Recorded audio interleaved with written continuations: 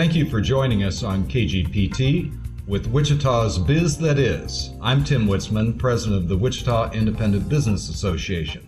And joining me today is a very interesting person, Sarah Bagby. Sarah is the owner and proprietor of Watermark Books. I imagine a lot of you have been there at Lincoln Heights. And the reason I have Sarah on is that she has both an interesting background and some interesting things to say about how people ought to do business. Sarah, let's just begin with your background. How did you get into this business? Okay, well, I got into the book business, I like to say, because my parents were both big readers. And there was a new bookstore in town. I went and got a part-time job. I loved it there, and I have to say it felt like home, because sometimes as a child in our home it seemed like books were more important than the furniture, or they were the furniture. So it was always a very comfortable place to be.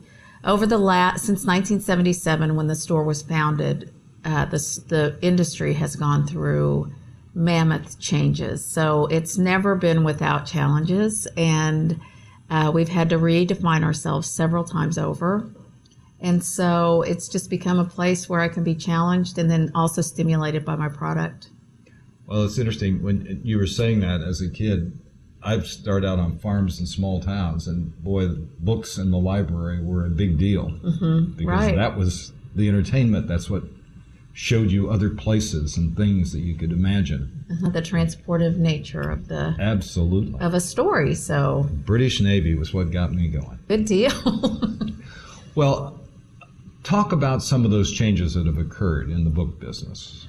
Well, when we first opened, in the 1977, there were a proliferation of independent bookstores. They were sprouting up all over the place. And then in the 80s, we began to see more intentional bestseller marketing plans. And so warehousing became a big deal for publishers. And then with all this warehousing, then came along the box stores, Barnes & Noble, Borders.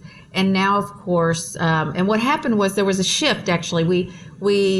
Every bookstore or every book distributor depends on bestsellers. So the independent stores had the bestseller market.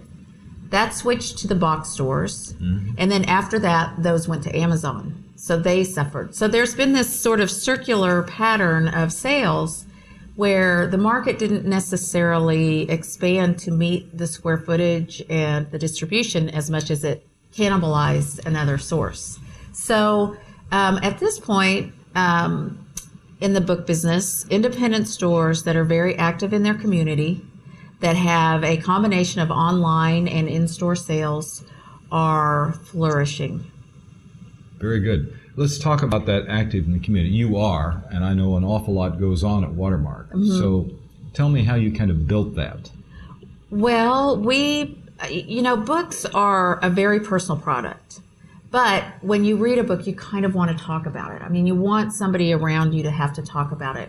People want to meet the author. So we did a combination of starting book clubs and then featuring authors as they were touring to talk about their books. We also we've added the cafe into our store in 1996, and that added an element of community that we didn't have before, because not just one person coming to a meeting or coming to buy a book for themselves or as a gift. There would be a group of people come in and together, and then they would see neighbors. And so we've become a community gathering place that offers wonderful programming. Is the cafe like a loss leader, or does it do all right? No, it does okay. It's a 30% of the store business. Mm-hmm. And the thing about food and the restaurant, and it is all under one roof, right? Or ownership, so to speak, is that there is a bigger margin if it's managed correctly. So you can always, despite the fact that each product is a smaller sales point, your margins you can play with a little better. You can control your costs. I mean, when we buy a book, it's a price based on something. So what do you think others have done wrong that haven't emulated you? Other bookstores? Mm-hmm. Or yeah. Well, I think perhaps they got into the business because they love to read, but don't love to sell or share. Because that is it. I mean, no matter what we do, we still have to have customers come in the store. Right. No matter how community-minded we are, no matter how philanthropic, how active in the community, we still have to have people come into the store that want to buy a book, attend a book club, go to the cafe, have a cup of coffee.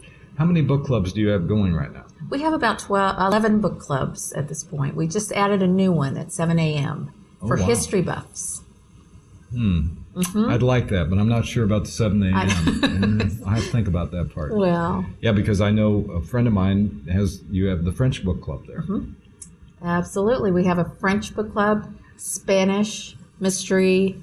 We have a book club that met today that focuses on one publisher's book that's an international publisher. Oh, I see. So very interesting. But that's not all you do. You do other things in community, don't you? Beyond the book clubs? Well, yeah, we partner with dozens of people. We have partnered with Wichita State University to provide speakers of a caliber that they probably couldn't afford or couldn't even get on their calendars, that kind of thing. So we provide a lot of services. We are very active in our little neighborhood of Four Corners region. We're working right now with College Hill Elementary. They just recently had a fire and they're meeting on another side of town. They've lost their library. We're partnering with them. So, yeah. Well, we're going to take a short break and we'll be right back with Sarah Bagby on Wichita's Biz That Is.